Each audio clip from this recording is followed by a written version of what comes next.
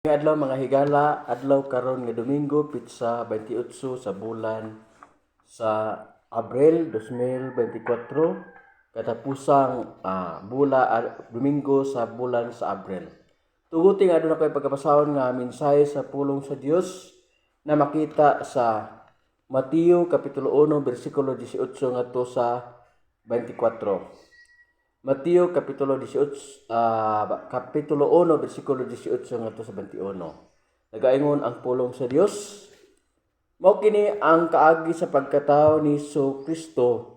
Ang iyang inahan nga si Maria na ni sinayuran ni Jose. Apan sa wala pa sila nagtipon, nakamatikod si Maria nga nagsabak siya sa lalang sa Espiritu Santo. Susi nga iyang pamanhunon, tao nga matarong. Apan dili siya buot nga pagkaulawan niya si Maria atubangan sa mga tao. Busa naglaraw siya sa pagpakigbulag kaniya sa hilom. Samtang naghuna-huna siya dinhi, mipakita kaniya ang usa ka anghel sa Ginoo pinaagi sa damgo og miingon, Jose, kaliwat ni David, ayaw kahadlok pagpangasawa ni Maria, kay ang iyang gisabak lalang sa Espiritu Santo. Manganak siya lalaki ug nganli siya Hesus, kay luwason niya ang iyang katawhan sa ilang mga sala. Ug kining tanan may tabo aron matuman ang giingon sa Ginoo pinaagi sa propeta, may usa ka babaeng ulay magmabdos og mga anak og lalaki ug ngalan siya Emmanuel, nga sa ato pa ang Dios aniya uban kanato. Busa sa pagmata ni gituman niya ang gisugo sa anghel o gipangasawa na si Maria. Apan wala niya hilabti si Maria sa wala pa siya nanganak og ang bata ginganlan ni Jose og Hesus. Ang Dios mga panalangin siyang pulong karon atong isgutan ang kaagi sa pagkatao ni Hesus nga kaliwat ni David, nga kaliwat ni Abraham. Kung balikan nato ang Henesis kapitulo 12 bersikulo 1 hangtod sa 3, nagaingon ang pulong sa Dios sa Henesis kapitulo 12 bersikulo 1 hangtod sa 3. Matud pa dinhi, ang Ginoo mingon kang Abraham, biyai ang imong nasod ug ang imong mga parente ug ang balay sa imong amahan ug lakaw ngadto sa usa ka nasod nga ipakita ako kanimo. Hatagan ko ikaw og daghang kaliwat ug mahimo silang dakong nasod. Panalanginan ko ikaw og daghang kaliwat ug mahimo silang dakong nasod. Panalanginan ko ikaw og himuon kong bantugan ang imong ngalan aron mahimo kang panalangin alang sa uban.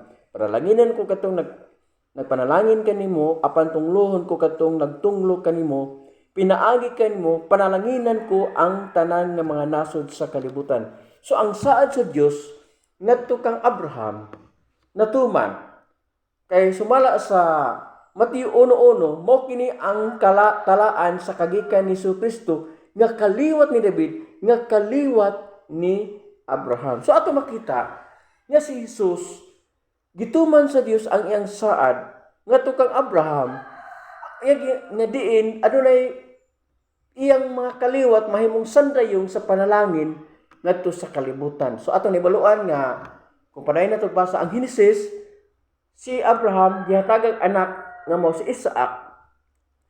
Og si Isaac nanganak og kaluha si Esau og si Jacob. Apan si Jacob ang gipili sa Dios nga maoy mudawat sa panalangin ug sa saad sa Dios ngadto kang Abraham.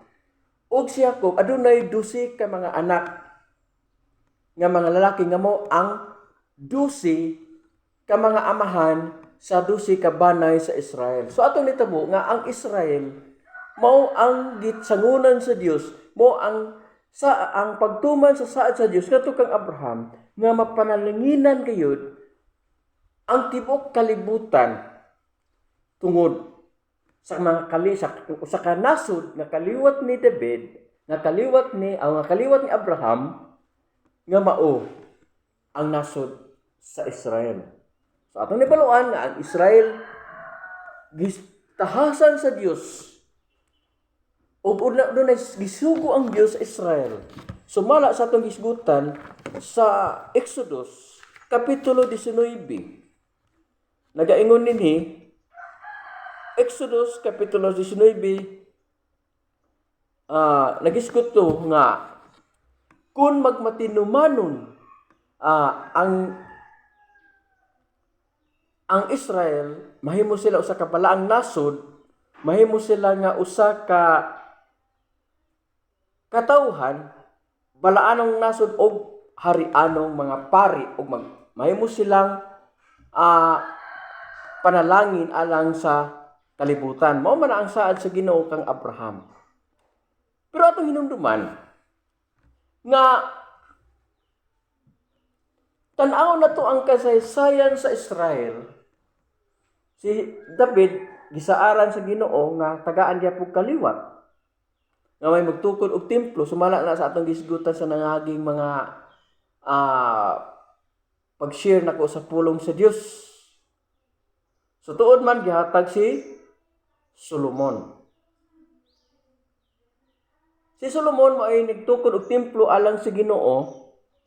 Pero ang kaliwat ni David magahari gid sa walay katapusan.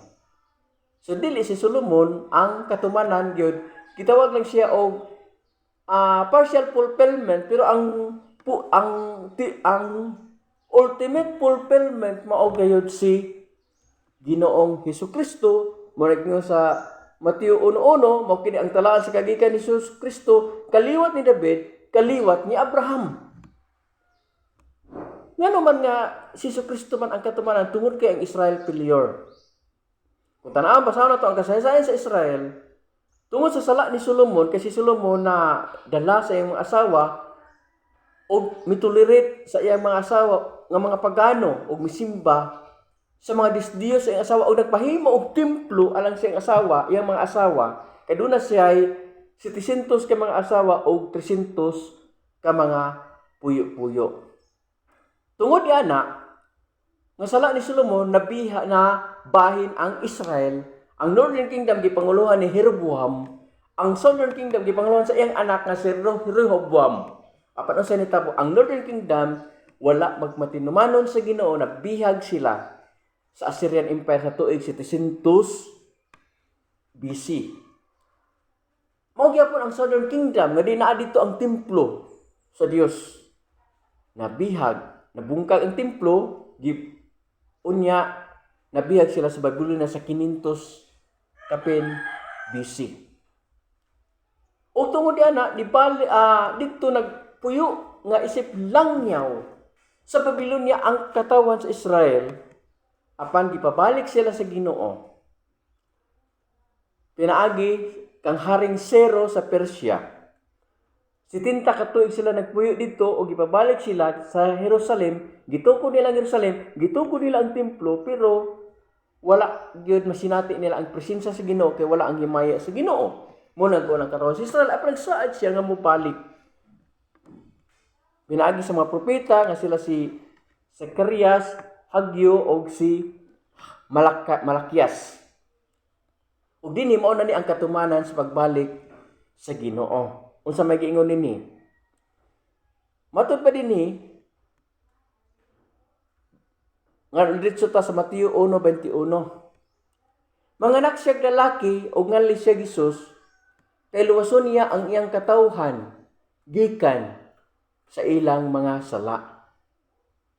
Luwason niya ang iyang katawhan. Kinsa man ning katawhan? Ang kaliwat ni Abraham nga nasod nga mao ang Israel. Apan unsa may nitabo? No? Kung tan-aw na to, Juan kapitulo 1 bersikulo 11. Ato nakita nga ang Israel wala mudawat kang Kristo. Oh? Juan kapitulo 1 bersikulo 11. Nagaingon nini. Miani siya sa iyang kaugalingong katawhan apan wala sila mudawat kaniya.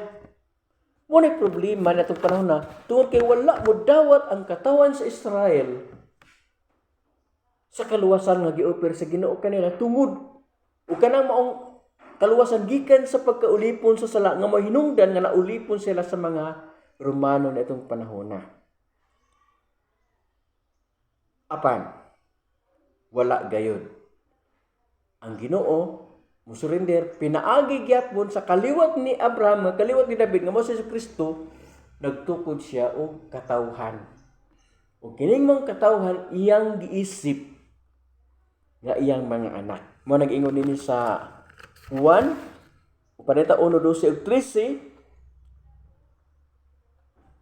hinoon may midawat og mituog kaniya, busa sila gihatagan niya sa katungod nga mahimo mga anak sa Dios. 13, wala sila mahimo mga anak sa Dios sa paagi nga tawhanon. Wala sila mga tao nga mga anak sa tawhanong amahan, kay ang Dios mismo mao ang ilang amahan. So, ang Dios pinaagi kang Ginoong Hesukristo nagtukod og katawhan, naghimo og katawhan nga maay buhat sa puluhaton nga ipabuhat unta niya sa Israel nga may sandayong sa panalangin ngadto sa kalibutan apan wala na niya mabuhat tungod kay ang Israel nahimong kapandulan gumikan sa ilang pagkaulipon sa sala. Mao gid ani si Jesucristo aron luwason niya ang iyang katawhan. Juan 1:11 gikan sa pagkaulipon sa sala. Mateo 1:21. Juan 1:11 wala sila mudawat kaniya, wa mudawat sa gitanyag nga kaluwasan sa Dios pinaagi sa iyang bugtong anak. Apan si Jesucristo ang Dios wala gayud musibog sa iyang plano aron pag-rescue, pagluwas ining kalibutan ning kabuhatan sa Dios o sa katawhan sa Dios. Gigamit si Jesucristo ug diha kang Kristo namugna ang usa ka katawhan sa Dios.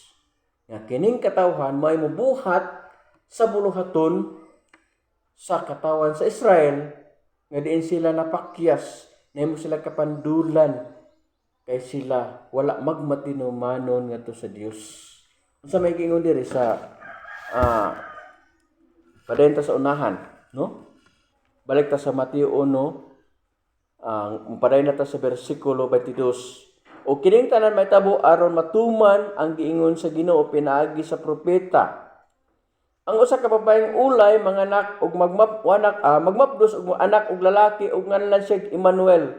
Nga sa ato pa ang Dios aniya uban kanato, ang word ang Dios aniya ako uban kanato. Mao kanay usa ka hulagway sa katawan sa Israel nga giubanan sa Dios dito sa kamingawan.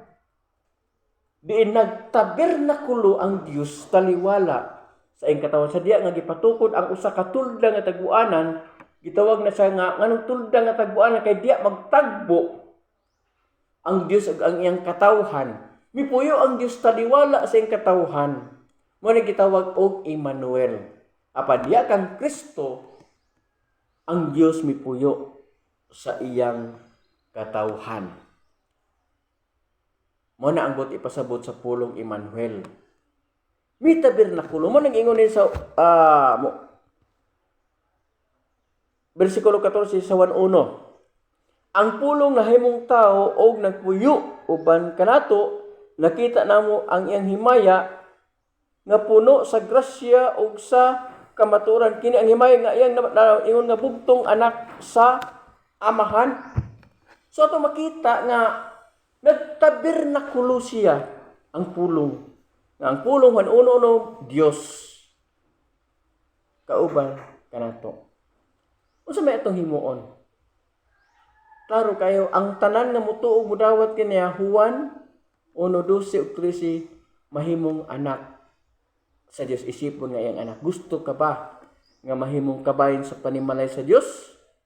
Gusto ka ba mahimong iyang isipon niyang anak? Kailangan tuuhan dawaton si Kristo. Ingon nga Ginoo og manluwas sa imong kinabuhi. Aron mahimo kang sakop sa panimalay sa Dios, mahimo kang kabahin sa saad sa Dios kang Abraham, mahimo kang kabahin sa saad sa Dios ngadto kang David, diha kang Kristo mahimo kang kabahin sa panimalay sa Dios, kabahin sa iyang paghari. Daghang salamat.